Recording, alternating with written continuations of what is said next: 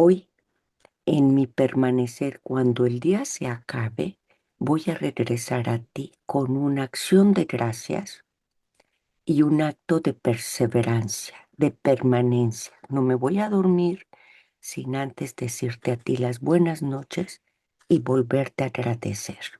¿Qué te parece eso?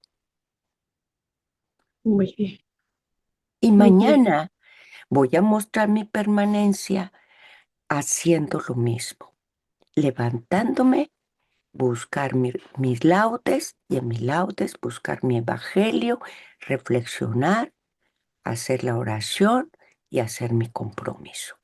Entonces tú escoge una o dos cosas y eso es lo que en la noche, de aquí a la noche, va a ser tu compromiso.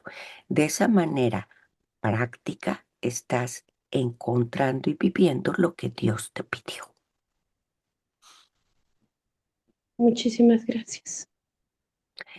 Esto, hijo, es vivir el Evangelio de una manera práctica y es aprender a encontrar lo que Dios nos pide. Y a cada quien nos va a pedir algo diferente y va a tener una experiencia diferente. Pero cuando tú empiezas a hacer esto, va a llegar el momento que se va a cumplir en ti ese pasaje que dice, mis ovejas escuchan mi voz.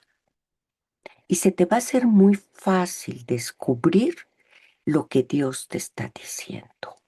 Hoy, Gloria, quiero que hagas esto por mí. Y después van a profundizar más y luego van a entrar en una contemplación más profunda. Algunas personas se les da el don de contemplación, pero eso lo vamos a descubrir. Otras se les facilita mucho la reflexión. Ahora, si tú a estos ejercicios ofreces el silencio, vas a tener un mayor desarrollo de la reflexión, de la imaginación. El silencio vas a escuchar la voz de Dios y un mejor discernimiento. Por eso es que decía Leti, ahorita voy a leer todos los mensajes, pero decía Leti, en ese momento casual que yo tomé el teléfono, oiga, me fui al árbol, ¿no? Yo también me estuve en el árbol. Y justo en el árbol, a lo largo de mi lectura y todo, descubrí que yo camino mucho cuando quiero reflexionar donde hay árboles, porque hasta hoy descubrí que el árbol me simboliza la cruz y no me había dado cuenta. Yo solo cuando quiero, ustedes a lo mejor recuerdan que les decía, o les digo, fui a platicar con mis árboles. Salgo, busco lugares donde hay muchos árboles. En mi consejero tiene un cuadro donde hay árboles y él sabe que eso es mi preferencia. Y a veces me dice, cuando él no está en su consultorio o está en otra oficina, me dice, no, nos vamos a ver en donde está el árbol. Él sabe que en algún momento yo me voy a refugiar en ese cuadro. Pero hasta hoy descubrí que el árbol era muy importante para mí, es para mí, porque me simboliza la cruz. Voy a hacer unos comentarios y después voy a compartir a ustedes parte de mi reflexión. En relación al Evangelio, habla de la semilla de mostaza. Ustedes decían, Juanita dijo, es que, y Patti, somos tan pequeños o soy tan pecador. De eso consiste el ejemplo que nuestro Señor pone de la semilla de mostaza. La desproporción que hay entre algo tan pequeño que llegue a convertirse en algo tan grande. En este caso, nosotros tan pequeñitos, nuestro corazón tan pequeñito, nuestras debilidades, etcétera, y el amor de Dios tan grande, tan desproporcional, que le da refugio a todas las naciones, y nuestro esfuerzo tan minúsculo, ¿no?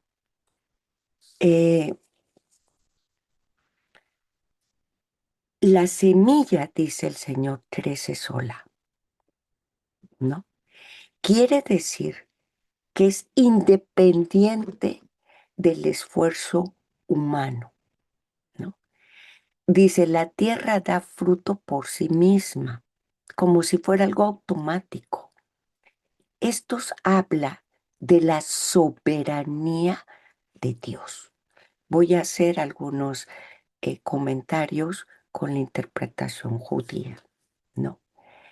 Cuando en el Midrash, estoy hablando del trasfondo del Antiguo Testamento, la imagen del árbol es que cobija aves. Y esta es una pequeña alusión que hace el Evangelio San Marcos en relación a Ezequiel 17, ¿no? Entonces, está hablando de ese reino de Dios, que es el nuevo refugio para nosotros los hombres. Fíjense, ¿no?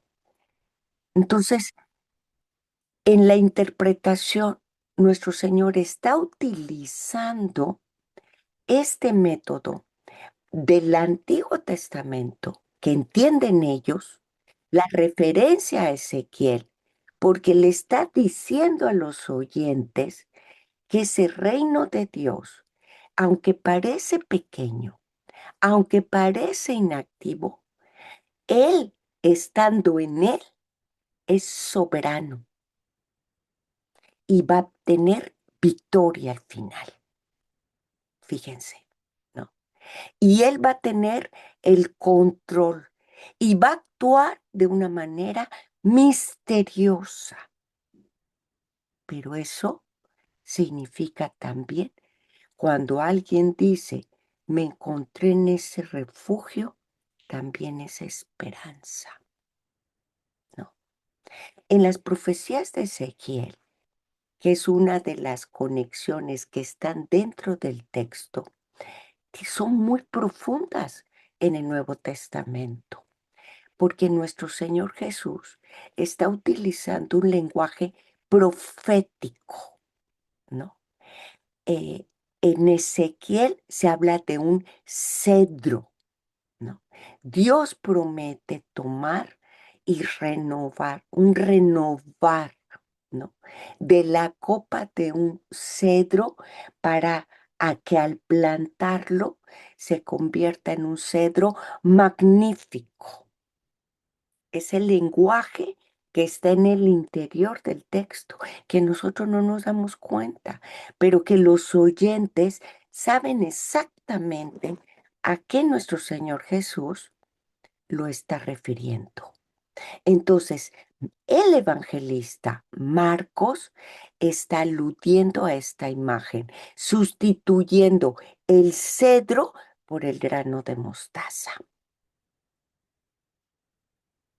que aunque no es así como el árbol más grande, un árbol gigante, sin embargo, sí es el mayor de las hortalizas. Entonces, justamente en eso aplica la parábola y la enseñanza teológica.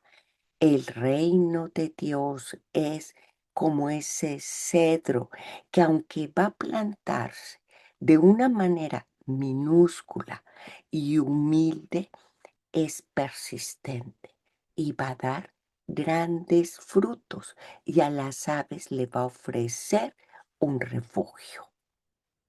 ¿Se dieron cuenta? Pero ahí están. Creo que Leti o Patty hablaba de las promesas.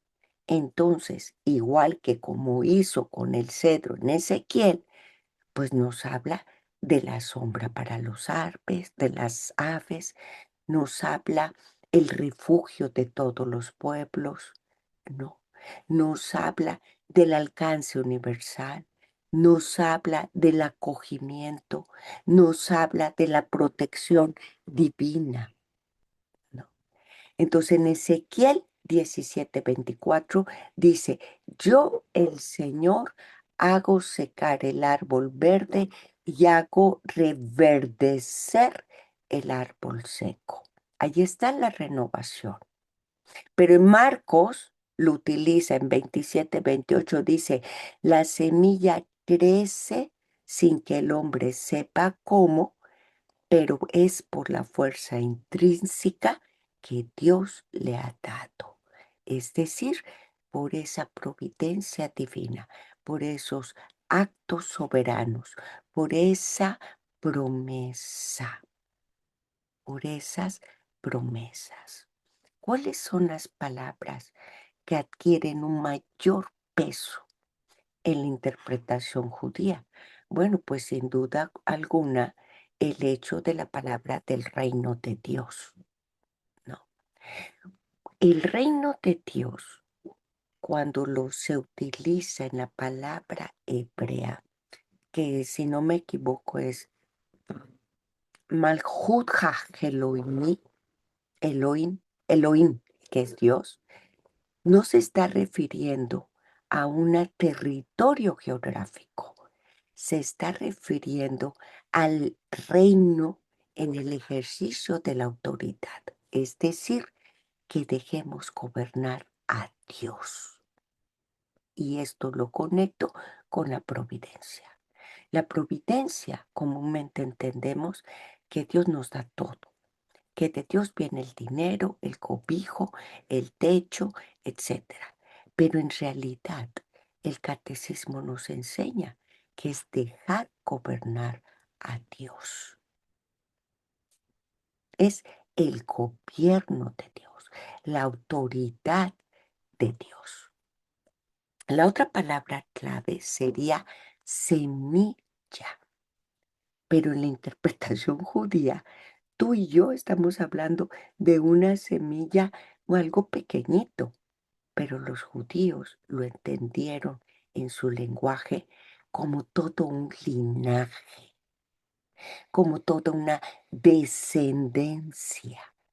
Por tanto, para ellos tenía una carga simbólica muy, muy fuerte, tenía una carga mesiánica.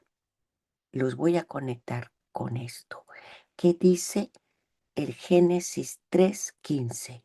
Dice, la simiente de la mujer, o sea, la semilla de la mujer, lo cual apuntaba a la redención. ¿Se dan cuenta? ¿Qué es la redención? El Mesías. Entonces, lo que para nosotros, nada más, ok, la semilla de mostaza, para los judíos esto era de un gran impacto. Hablaba con el peso del Mesías. La otra palabra clave es mostaza.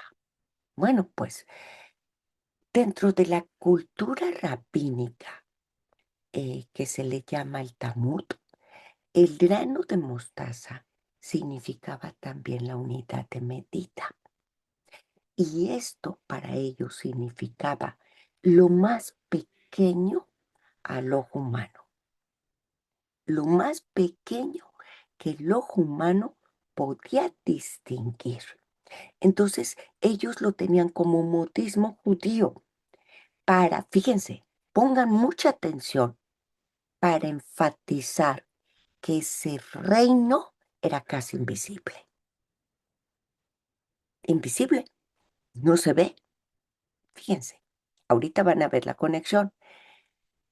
Pero cuando hablamos de la naf, o sea, el ramaje, la rama que también está enlazada con Ezequiel y que el anaf se refiere a la planta de mostaza, es decir, a las ramas, al arbusto, a la hortaliza, entonces hablamos de algo majestuoso, Hablamos de la protección, hablamos del refugio que llega hasta la sombra, tzel, hasta la sombra.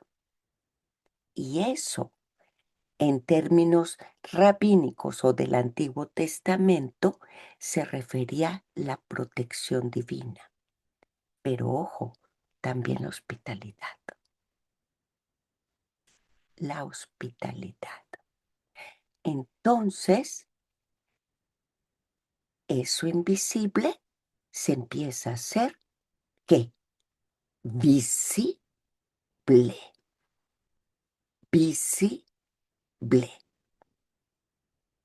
La otra palabra clave es la tierra, pero la tierra como el suelo fértil, ¿no? Entonces, cuando nos vamos dando cuenta del peso de las palabras, va adquiriendo una reflexión todavía más profunda. Ahora, quiero decir algo. Tomen en cuenta que el Nuevo Testamento en realidad su origen fue escrito en griego, ¿no? Sacamos de la traducción del hebreo,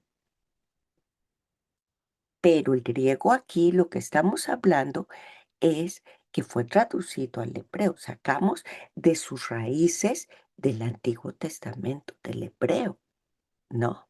Pero su lengua original es el griego llamado koiné. El koiné es un griego popular. Ahora, a mí me gusta también mucho el latín. Entonces me gusta indagar en la etimología sus palabras de griego porque para mí alcanza un significado más profundo, más divino, dijéramos, y el latín. Me gusta mucho cómo suena, me gusta mucho su significado. Si yo hago el comparativo, cuando hablamos de la soberanía en el hebreo, en el latín significa el griego, perdón, el reino que habla de la autoridad y del gobierno.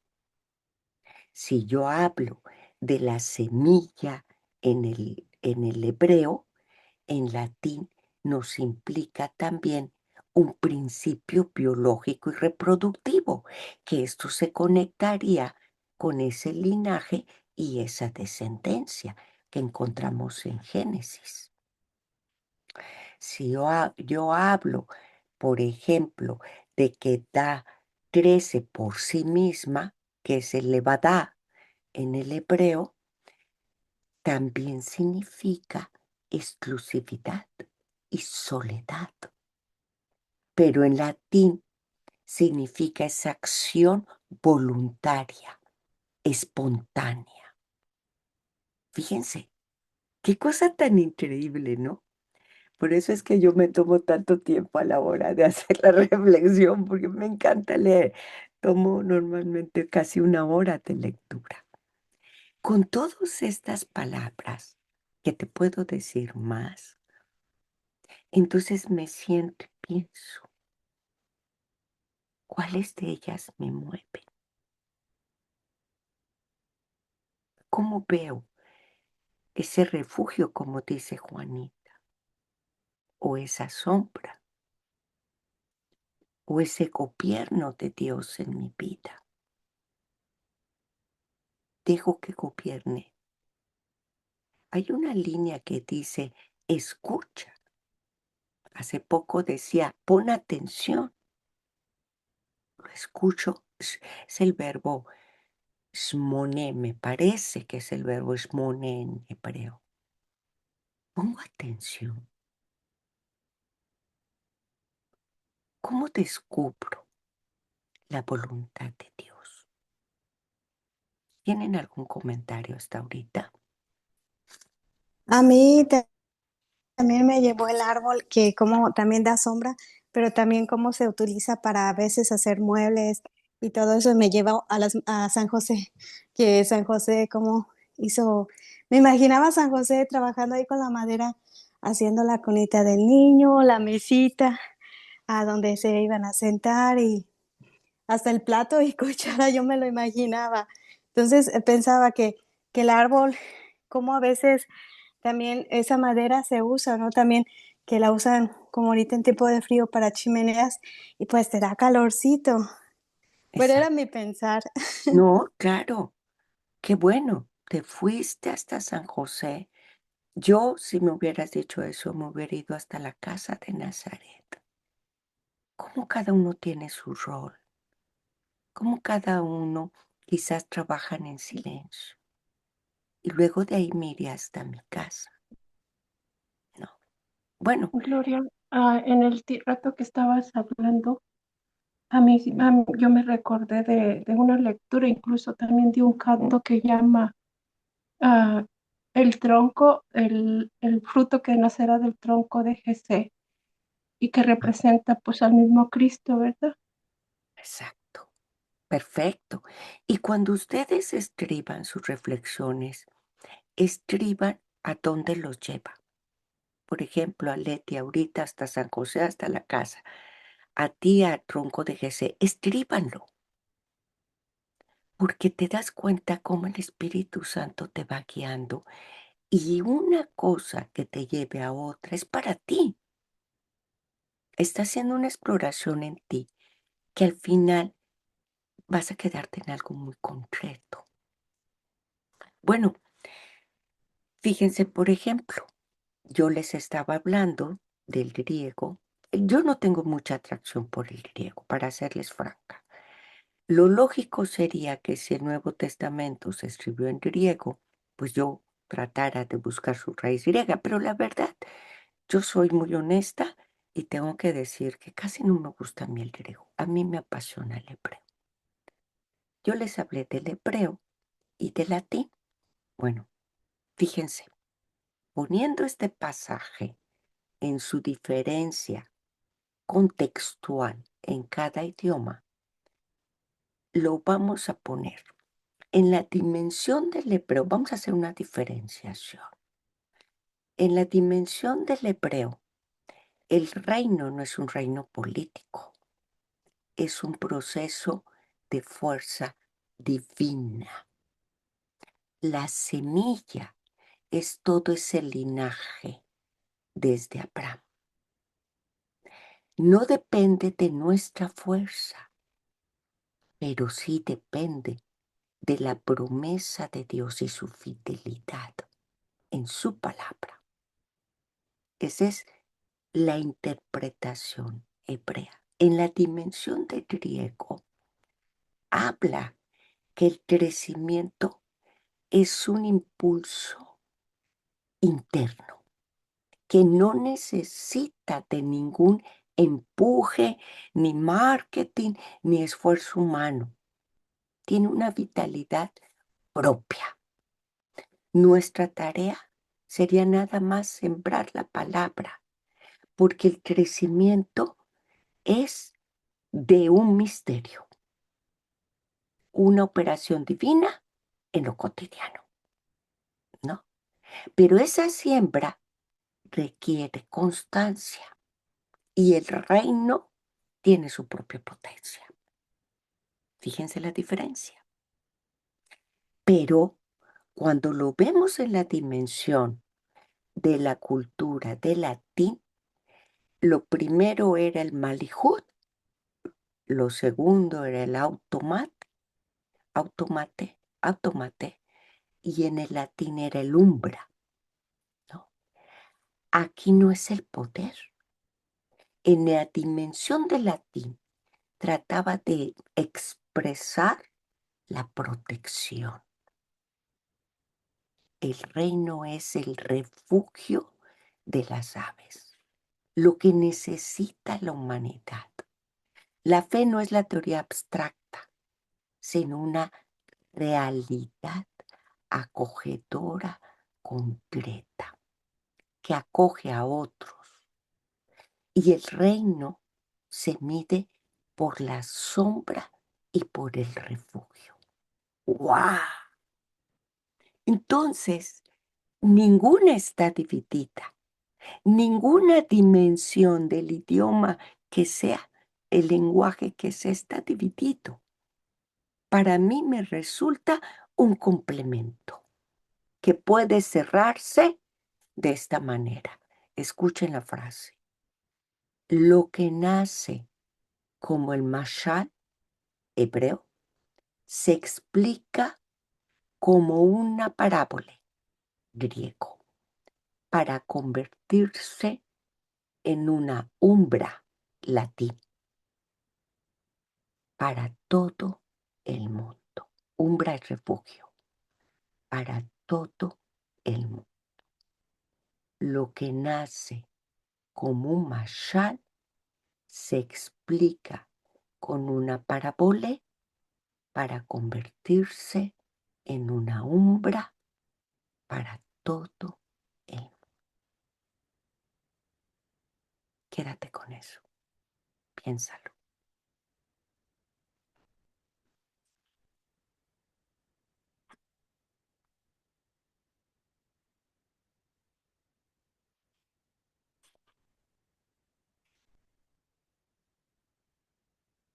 Ahora lo voy a cerrar.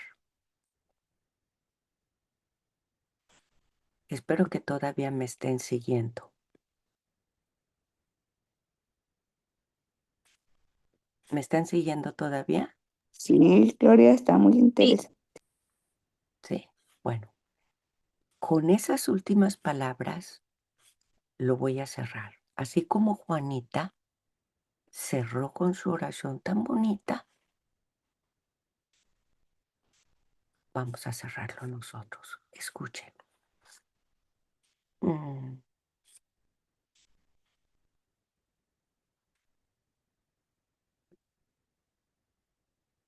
Árbol, porque tus ramas me resultan refugio y tu tallo el sostén, porque en tus raíces encuentro las mías, las que más anhelo que sean profundas, para que en la tormenta no caigas y sigas siendo mi apoyo. Árbol, que vence al tiempo y a la tempestad, tú que me acompañas en la soledad. El crujir de tus ramas se vuelve murmullo que susurre mis oídos, un cántico suave, casi un himno que concede la paz y la quietud a mi alma. Árbol, cuyas ramas se mecen al ritmo del viento, de donde surge una sinfonía que toca lo más hondo de mi ser. Árbol, que sueltas las hojas que al caer parecen caricias sobre mi piel. Árbol, que contempla la vida en silencio, ¿cuántos habrán descansado a tus pies? ¿A cuántos combatientes habrás sostenido? ¿Cuántas habrás visto pasar y cuántos habrás visto caer? ¿Cuántas historias ante ti se habrán escrito?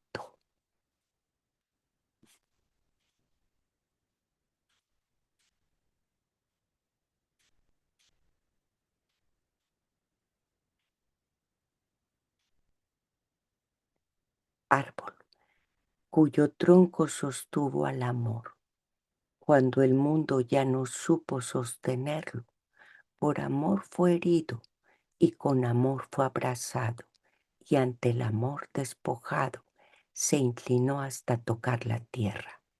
No ambicionaste fruto alguno, solo permanece en pie. Cuando el amor fue alzado, tus ramas no florecieron, se abrieron y en una apertura el amor pudo darse entero. Caíste en silencio, no vencido por el peso del cuerpo, sino por la hondura del amor entregado, y en tu quietud sostuviste al amor mientras el amor sostenía el mundo. Allí, árbol, en él el amor permaneció.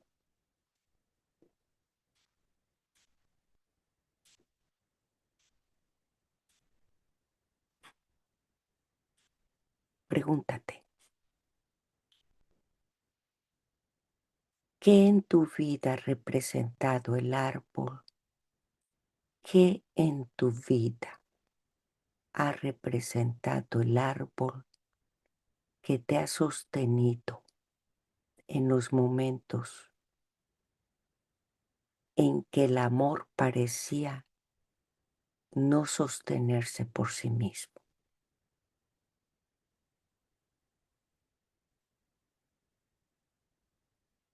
¿Qué en tu vida ha representado el árbol que te ha sostenido en los momentos en que el amor parecía no sostenerse por sí mismo?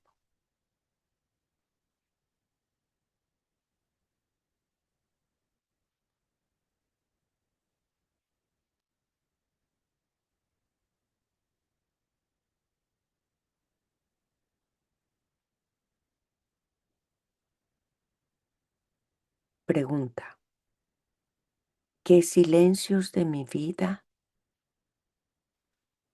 me han sostenido más que mis palabras? ¿Qué silencios en mi vida me han sostenido más que mis palabras? El ejercicio de hoy es quedarte en silencio, encontrar la respuesta y tomar una respuesta por Dios, una acción concreta, un compromiso concreto, no una promesa. El compromiso que responde, la acción que sale del silencio dirigido a Dios. Amén. Nos escuchamos al rato. Amén. Gracias.